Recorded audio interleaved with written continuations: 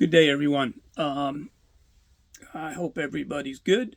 Um, Today, I want to talk about how I've learned to work with the AI in writing. I mean, I've learned writing in AI, and I'm very pleased with what it's doing. But it's not simple. You have to know it, and I've said this many times.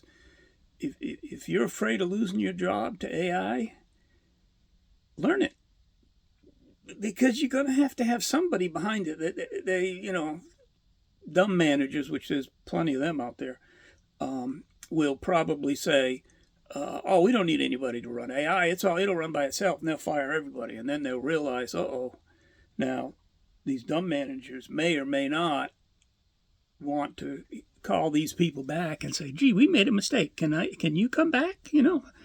So, anyways, learn AI.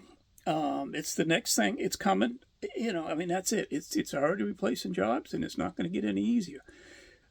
Job replacement in the history of the world is nothing new. Happens all the time.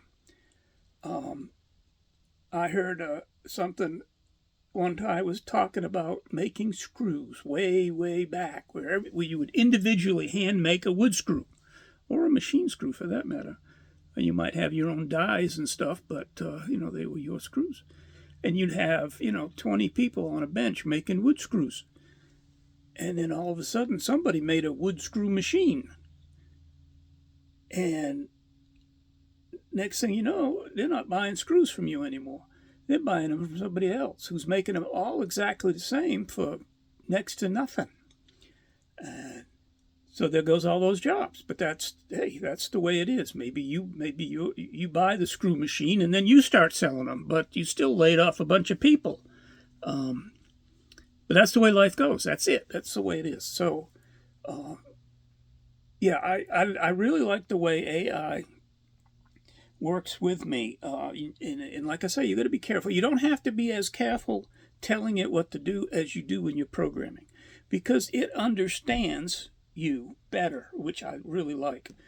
And But sometimes it'll misunderstand you. But a lot of times it comes back and says, "What do you mean by this?" Okay, yeah, I don't talk right. Thank you. So, and I said talk. I usually type, but you can do both. I actually talk with the one on my cell phone, the version there, Copilot, and I have conversations with him. I say, "Hey man, I want this next chapter to include something like this. What do you think?" And he'll go and tell me about how good it is or how bad it is. Whatever. I bounce ideas off of him, and that works great for me. When I finished up the book that I'm trying to get out, it was my first book I started writing, and it's not out yet. But I'm trying to get it out now. And I told AI, I said, "Okay, now what's going to happen when I come back in 2, 3 months, 4 months to write book two? What are you going to remember?" So AI come back and said, "Well, let me give you this." So she gave me a whole sheet, about 4 or 5 pages, I think, of where we can go for the next chapters, what's going on. So I'm sitting there thinking, "Oh, okay." So I save that, and when I get ready to write it, I will put that in there.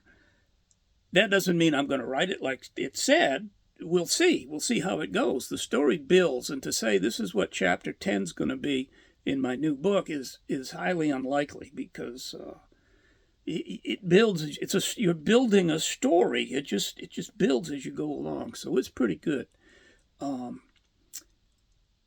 But yeah, anybody that tells you AI is cheating, yeah, forget it. Schools, they're, oh man, we try to check for it. Well, there's some classes that I can understand, writing classes, maybe, if you're taking writing lessons and stuff, you want to learn how to do it without AI, and then you can learn how to do it with AI.